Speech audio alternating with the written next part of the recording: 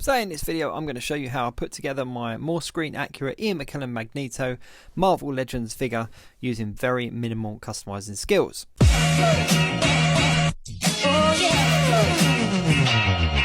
So welcome back to Jacob's Toys. Please do like, share, subscribe and all of those things. All support to the channel is very much appreciated. So in this video I want to show you how I made a more screen accurate Magneto Marvel Legends figure based on the Ian McKellen representation of the character. Give him a little bit of a spin here just so you can see. Now I know the inside of his cape is more of a red colour, but I haven't quite got around to painting that just because I wanted to show you how I did the very basics without any paint or anything like that. Now the guys over at Hasbro gave us a 20th anniversary 2-pack of Magneto and Charles Xavier. What was it, last year I think, or maybe the year before? And it was really cool. It came with a Fassbender and it came with a McKellen, and it also came with both the McAvoy and the Patrick Stewart version of Charles Xavier. Now my biggest complaint was the body that they used for Magneto. It works absolutely fine for the Fassbender version of the character, but when you put the Ian McKellen head on, the colours didn't match the cape, and also he just looked a bit buff. Let me just swap it over so that you can see. I did get 2 of these packs just so that I could have both the new and old versions of the characters, but here we go. If you put the Ian McKellen head on, it just doesn't work. There's something to, I mean, like the arms are really quite buff, you know, the chest is very big, and it doesn't look like he looked in the films, which was a real shame because the head sculpt is absolutely fantastic. We got both a masked and an unmasked version of both of the characters.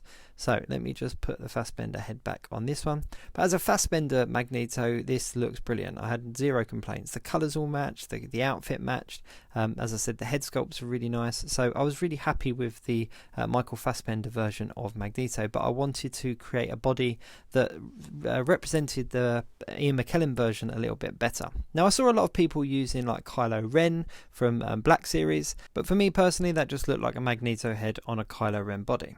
So the body that I used is actually a Death Star Trooper. It's basically just a tunic. I took both the arms and the legs off just because if you actually have a look at the legs, again they're quite padded, quite big, and again they just didn't suit the Ian McKellen version of this character. They're like butter, I just can't keep hold of them. But you can see here that they're quite thick, and when actually on the tunic they just look like a Death Star Trooper, so I wanted to obviously take them off. The same went for the arms, and obviously it had the logo on it as well, but they just felt a little bit big and baggy and they just didn't suit the look that I was going for. But the tunic was perfect, so I kept that.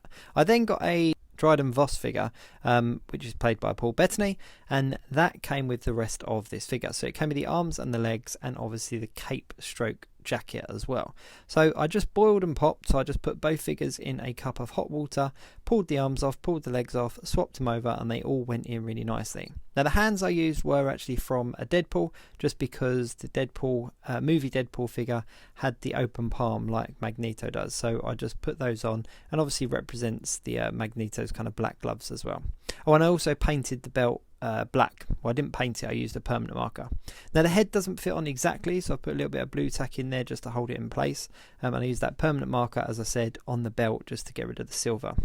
But I think you'll agree, when you combine these 2 figures, or 4 figures if you count the Deadpool hands and the Magneto head, but when you combine these 2 Black Series figures in the way that I have, it creates a very sleek kind of looking Magneto that represents how he looked in the films.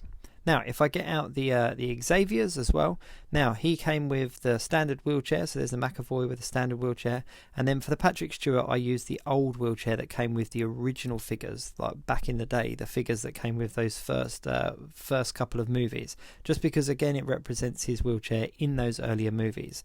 Now as far as the Charles Xavier figures go, the head swap works absolutely fine because it is just a suited figure in a wheelchair, and I think having the difference of the wheelchair creates enough of a difference between the characters. But then when you look at the new Magneto and the old Magneto, or the McKellen and the McAvoy Magneto, like the 4 of these look like different characters now. They look like they're from different time periods, or the light's gone a bit funny there. But yeah, so I was very happy with the way that it turned out.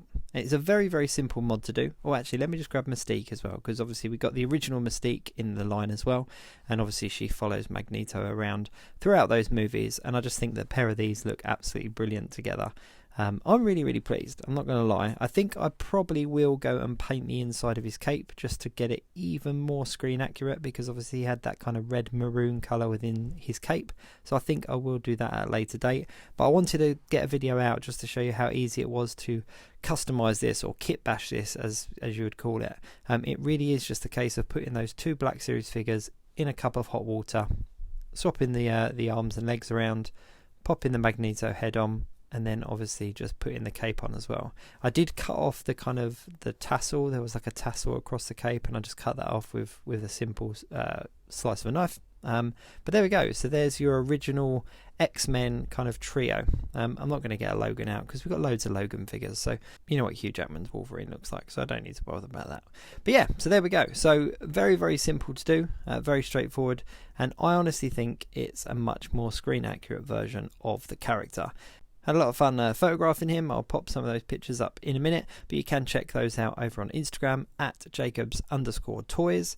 But yeah, all in all, I think it was quite straightforward. If you've got any questions, then do put them in the comments and I'll do my best to answer. But feel free to obviously take this recipe and have a go yourself if you want to. The Black Series figures are relatively easy to come by. They're not particularly rare ones. So yeah, if you want to go for a more screen accurate Magneto, Ian McKellen Magneto, then I think this might be your best recipe. So as promised, let's have a look at one of the photographs I did. So this was the one of him on his own. And it's a very simple photograph. There's just a printed backdrop and a few props and accessories in the front. I tried to get a few metal kind of props and accessories just to kind of obviously highlight Magneto's powers. And then what I also did is I took a second picture with Mystique in it as well, just to mirror the kind of scenes that we got in the film. But it's quite a simple setup. Do check out my my Instagram and also my TikTok account, and I've done a little behind the scenes of the setup of that photograph there. But yeah, thanks very much for watching. All support to the channel is very much appreciated, so please do like, share and subscribe. And as I said, got any comments or questions, do pop them in the comments below. I'll do my best to answer them. And until next time, I'll catch you soon.